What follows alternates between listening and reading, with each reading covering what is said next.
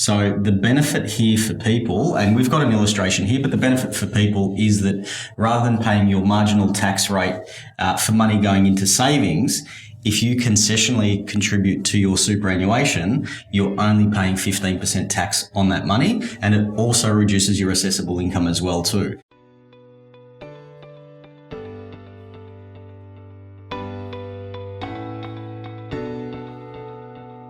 Welcome to 360 Money Matters, where financial planners Billy and Andrew talk all things financial planning.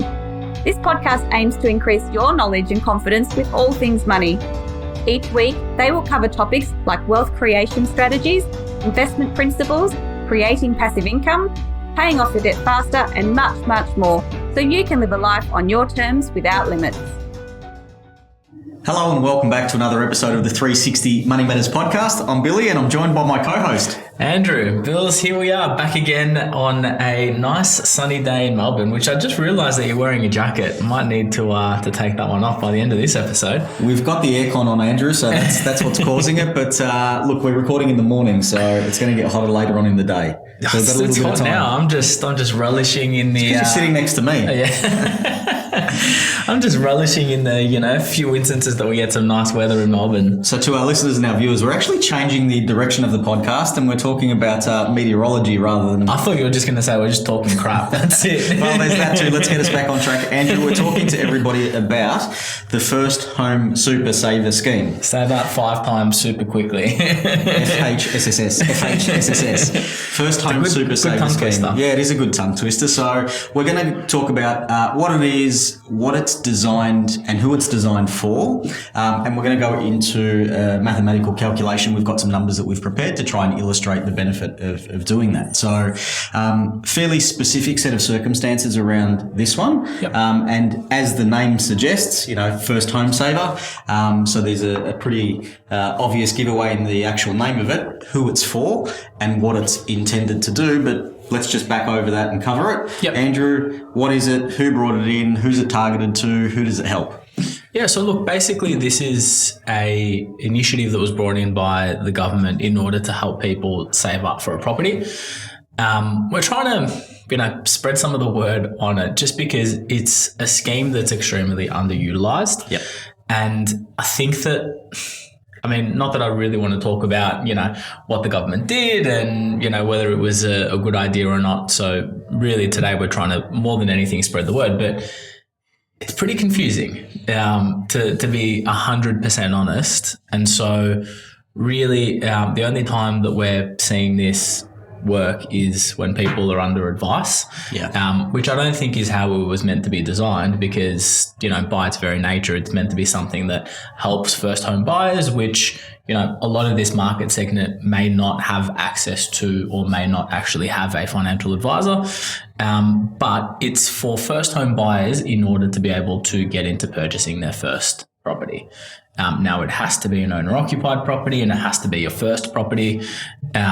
But in essence, it's a means to be able to, assist people in getting into their first owner-occupied property. Yeah, just backing over sort of what you were saying. I've always come to I've come to the realization that when something is put forward as an opportunity or what have you, it needs to be simple to understand.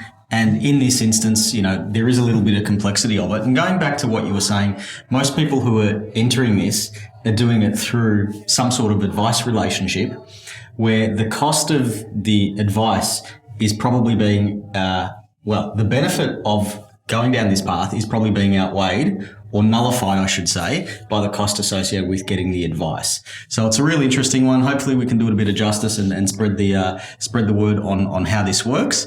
But essentially using superannuation as the savings vehicle in order to help build up a deposit faster to get into the property market for first home buyers. Yeah. And the other, one of the questions that we sometimes get asked is, does this need to be used in replacement of the reduction in stamp duty?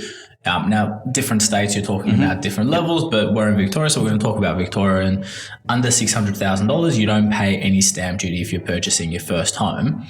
Now, you can use this scheme and the scheme around not paying any stamp duty. You can use this scheme and buy a property that's worth more than $600,000 and still use the First Home Saver Super Scheme. So these are two things that work independently. They're not something that you have to choose one or the other, or that you have to purchase a property that's under $600,000 or anything like that.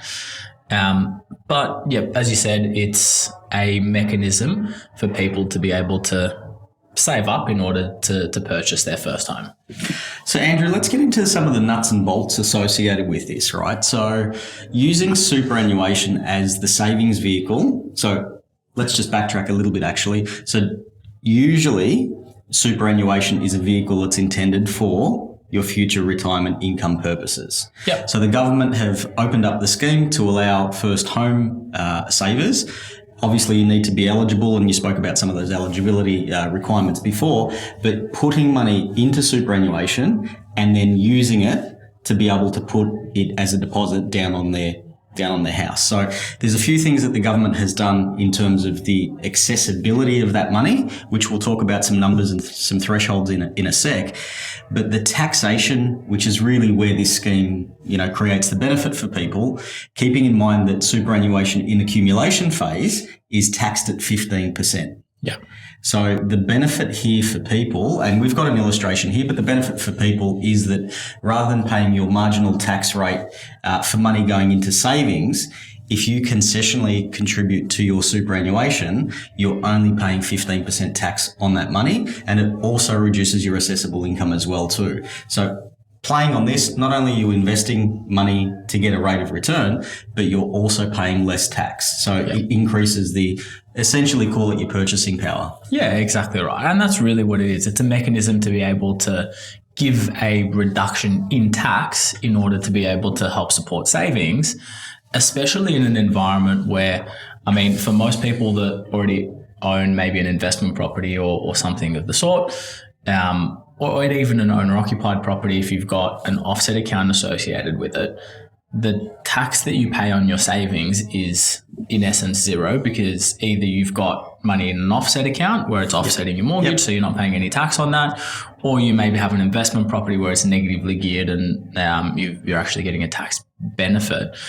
But for a lot of first home buyers, what can happen is if you've built up, say, I'll use a random number of $100,000 worth of savings, and you're getting let's say a 4.5% or 5% interest rate on your savings, you're talking about an extra $5,000 a year that goes on top of your taxable income. Mm-hmm. So when you go to do your tax return, you're now also paying tax when you didn't expect to be paying tax. So it's a mechanism also to help offset that and mean that people aren't paying any excess tax.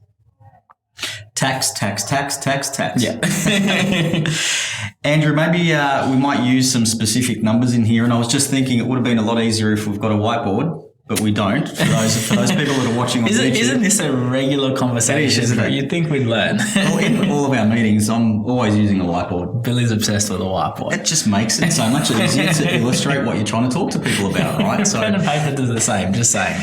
True. So Andrew, in this example that we've got, we're comparing somebody who's saving up a deposit for a property purchase, and you're comparing essentially two scenarios. One, if they used the savings First Home Super Saver Scheme. Yep. That's probably the second part, but comparing that to just using, say, an ordinary savings account, and what those numbers would look like essentially, and what the result is as well too. Yeah, absolutely. So look, I'll run through sort of some of the high level numbers, and this might be a little bit, difficult to track and follow just verbally, but I'll give you an end number at the end of it. And this is all that this is looking is a 12-month period. So assuming that someone has an income of $150,000 a year, and let's just say they're putting $280 a week into savings. Now, let's say you're saving in your bank account, you got $280 a week that you want to put towards savings. This is gross income. Mm-hmm. You're going to pay your marginal rate of tax, so 37% tax on that income, and your Medicare levy of 2%, so 39% tax. So the tax that you're going to pay on that $280 of gross income is $109. So you're left with $171 that can go towards savings. Mm-hmm. So 171 is your after-tax amount that you're putting into savings. Correct. Yep. Correct. Now, again, I'm using simple calculation, so I'm assuming that, you're getting a growth of 4.5%, and I'm only calculating the interest at the end of the period, so not along the way. But total savings at the end of the year is $8,881. That's your 171 multiplied by 52. Assuming an interest rate, so you're putting it in the savings account, and I'm assuming a 4.5% interest rate. You're going to get interest of $399, but you're going to pay tax on that $399. Yep. So the tax that you're going to pay of $156 means that the earnings after you've paid tax is only $244. So what that all culminates to is you've got funds available for a deposit of $9,125 at the end of the day. Now, this is just regular savings account. So essentially paid tax in your own name to get it net in your pocket. Yeah. Put it into the savings account. It earns a rate of return. Yeah. And then you pay tax on that rate of return. Correct. So you've basically just adjusted those numbers to take out the tax to see what the overall number would be. And that was what? $9,125. $9,125. Yep. Now let's do the same scenario, but let's utilize First Home Saver Super Scheme. Yep. Same $280 that you have. Now, that's when you're saving that money, you're not saving it in your bank account, you're putting it into superannuation. So it's going to get taxed at only 15% on the way in. Yep. So you're only paying $42 in contribution tax. Whereas the previous example you were using, you were paying 39%. You're paying 139%, which is $109 in tax. So already a tax saving there. So your weekly savings amount net is now $238 a week. Yep. So that means over the course of the year, you save $12,376.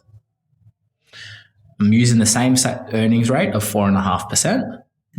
So you've got $557 in earnings.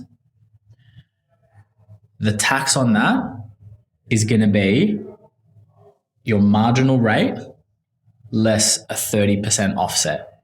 So tax on, now this won't happen every year. This will only happen when you draw the money out, but I'm calculating it just for the purpose of illustration now. When you draw money out of the First Home Saver Super Scheme, you get taxed on your earnings at a rate of marginal rate less 30%. So here you're getting taxed at 9%. So you're paying $50 in tax over the course of the year. So your earnings after tax are $507. So the funds that you have available for a deposit is $12,882. Wow. So you're talking about $9,125 in scenario one, simply putting money into a savings account, $12,882 when you're putting money into superannuation using the First Home Saver Super Scheme. Difference of $3,757 a year. That's huge. When you compare those two numbers, obviously it's $3,700 difference that somebody's better off. But if you consider that that's the difference on a relatively small amount of money, and it's the simple calculation of the taxation component, but that's absolutely huge. Well, for a first home saver, that's massive. I mean, you compound this out over the course of 4 or 5 years, and it can make a significant difference to whether you get into the property market now or in 6 or 12 months' time. Yeah, and you're looking at this. That's a savings rate, roughly $3,000 of in that first example of about 4 months. Correct. Yeah. So you're basically saving so much more time by doing this. Exactly right. Yeah. Exactly right. Some of the considerations some of the concerns that some people have is, I'm putting it into super. What if the balance goes down because superannuation is invested? That's not how this works. So when you're in the First Home Saver Super Scheme, the growth on those proceeds that are going towards this are deemed. So you're not actually taking on any of, you're you're in essence, you're almost going to have two superannuation balances. You're going to have one that's only going to grow at a deemed rate. Now, the last 12 months was at 4.1%. It can go up, or was at 4.8%, so it can go up or down. But it's basically at inflation rates, so you're not actually experiencing any of the up and down that some of your other normal, regular superannuation may experience. Yep, got you. And in terms of contributions into the First Home Super Saver Scheme, Andrew, we're still bound by the concessional contribution caps. Yep. So we're still sitting at a cap of $30,000 each year. Once again, that also factors in the fact that obviously you're working, your employer is paying your super guarantee contribution. So you're still capped at that $30,000 mark. Yeah, so you're capped onto the $30,000 mark, and also you can only use $15,000 a year in First Home Saver Super Scheme savings. In terms of contributing? In terms of contribution as well. Yep. So there's two caps that you need to keep an eye on there. And then over the course of the whole time that you use First Home Saver Super Scheme, you can only use $50,000 plus your earnings. Mm-hmm. That's the maximum amount that you can use in this scheme.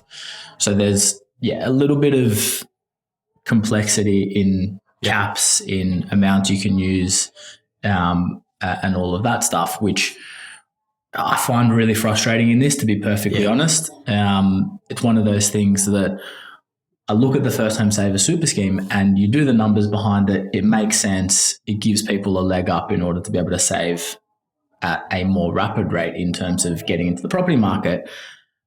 But you start talking about some of the complexity with it and the caps that are associated with it and the tax rate that are associated with it. And it just complicates it for what I, to be honest, think is no reason. Well, the caps are too small. I mean, $15,000, I get it, but $50,000. I mean, $50,000 for an individual to put down. You know, you're probably getting on the side of, okay, if maybe a 10% deposit. 10% deposit, if that. Even if you expand that to say a couple, you're talking about $100,000, and you know, depending on where you're buying and what that looks like, the number should be higher. Yeah. The number should definitely be high, but at the moment, obviously, that's where it sits. Maybe that's one of the reasons why it hasn't been taken up as much, because I look at these numbers and I go, okay, if that was somebody, if I was doing it and I was at that age, I'd be thinking, okay, try and get my superannuation to the $50,000, so I've got my deposit there, but I'm also going to need to do something else as well on outside of this environment to then be able to combine the two and use that as a deposit.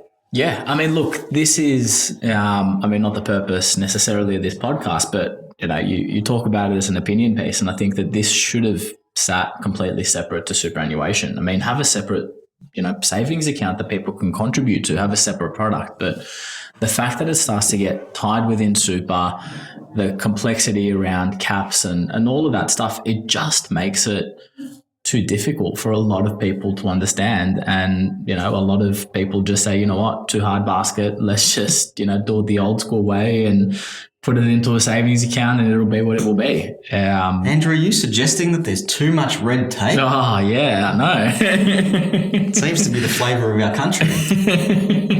But you're right. It's overcooked. It's massively overcooked. We're going to change the podcast to beating up the politicians and beating up Albanese.